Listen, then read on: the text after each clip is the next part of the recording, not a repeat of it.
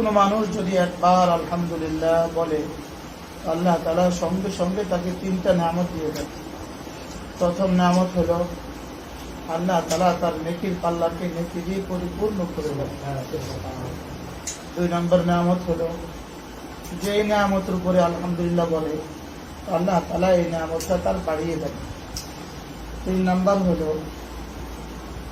এই মানুষটা, যে মানুষটা আলহামদুলিল্লাহ শব্দটা যত বেশি বলবে, আল্লাহ তাআলা তত বেশি তাকে প্রশংসিত করে দেন। যে আল্লাহ তাআলার প্রশংসা যত বেশি করে, আল্লাহ তাআলা তাকে তত বেশি প্রশংসিত করে দেন। এজন্য রাসূল করিম সাল্লাল্লাহু তাআলা আলাইহি ওয়াসাল্লাম ইরশাদ করেন, খায়রুল ইবাদি ইলাল্লাহ আল হাম্মাদুনা ফিস সাররা'i ওয়াদ দাররা। ওই মানুষগুলো আল্লাহ তাআলার কাছে সবচেয়ে দামি মানুষ, যারা সুখে আর দুঃখে সর্বাবস্থাতেই বলে আলহামদুলিল্লাহ। ওই জন্য কোন আরব 2 বছরের বাচ্চাকেও যদি কেউ জিজ্ঞেস করে, কাইফা আনতা ইয়া আমাতাল্লাহ, বেটি তুমি কেমন আছো, সে যে হালেই থাকুক সে বলবে আলহামদুলিল্লাহ। আর আমরা যত সুখেই থাকি, যদি কেউ জিজ্ঞেস করে, আর যেই হই, যদি কেউ জিজ্ঞেস করে কেমন আছেন, আমরা উত্তরে বলি কোন রকম আছে। আমাদের শুধু এক শব্দ বের হয়, কোন রকম আছে। এই জন্য আজ থেকে শব্দ বের হবে কি এই শব্দটা আল্লাহ তাআলার কাছে অনেক দামি শব্দ।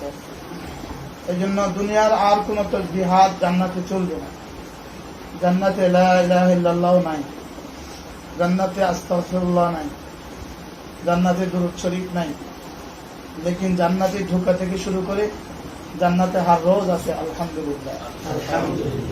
ঢুকতেই বলবে ওয়াকালুল হামদুলিল্লাহিল্লাযী আযহাবা আন্নাল হাযানা, ঢুকতেই বলবে আলহামদুলিল্লাহ।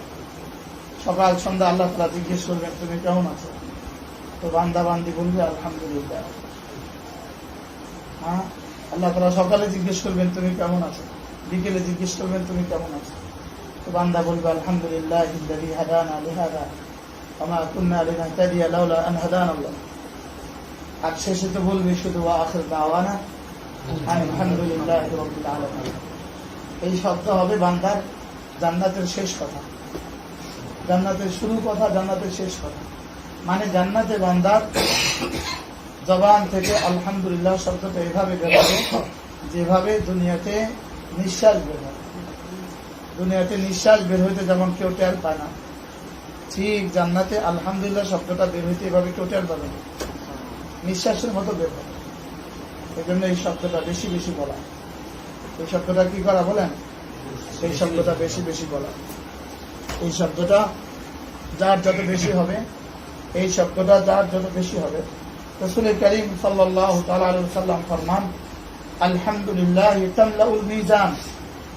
এক আলহামদুলিল্লাহ শব্দটা মিজানকে পরিপূর্ণ করে দেয়। সুবহানাল্লাহ। আল্লাহু আ'লাম বিহাকিকাতিল হাল।